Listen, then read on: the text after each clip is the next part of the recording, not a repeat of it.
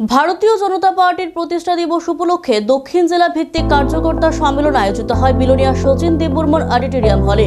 প্রধান বক্তা হিসেবে উপস্থিত ছিলেন প্রাক্তন মুখ্যমন্ত্রী তথা লোকসভার সাংসদ বিপ্লব কুমার দেব। কার্যকর্তা সম্মেলনে বক্তব্য রাখতে গিয়ে প্রধান বক্তা প্রাক্তন মুখ্যমন্ত্রী তথা সাংসদ বিপ্লব কুমার দেব নাম না নিয়ে সিপিআইএম রাজ্য কমিটির সম্পাদক জিতেন চৌধুরীকে এক হাত নিলেন।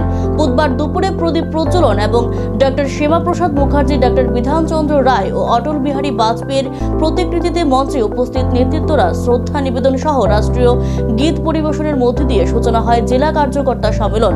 এদিনের আয়োজিত সম্মেলনে সাংসদ বিপ্লব কুমার দেব ছাড়াও উপস্থিত ছিলেন দক্ষিণ জেলা বিজেপি কমিটির সভাপতি দীপায়ন চৌধুরী, মণ্ডল সভাপতি সায়ন্তন দত্ত সহ অন্যান্য নেতৃত্বরা। এছাড়াও দক্ষিণ জেলার বিভিন্ন মণ্ডলের নেতৃত্ব কার্যকর্তারা এদিনের আয়োজিত সম্মেলনে উপস্থিত ছিলেন।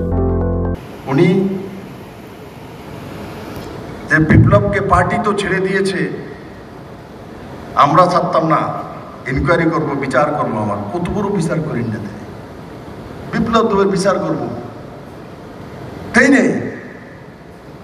চুরি জোচ্চুরি সব করছে, আধা কেলেঙ্কারের কথা মনে করে কয় আমি তো করছি না, আরেকজনে করছে, স্বীকার তো করছে, হয়েছে তো হয়েছে।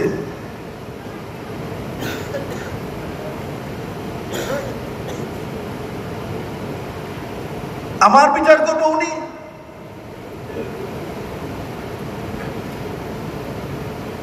কত বড় নেতা হয়ে গেছে তিনি।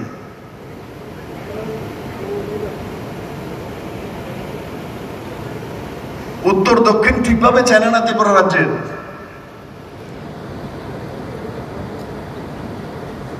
উনি ভারতীয় জনতা পার্টির বিপ্লব দেবের বিচার করবে। আপনাদের মনে হয় তাইনের হেডমাস্টারিটা কে দিছে? তিনি কি বিজেপির নেতা?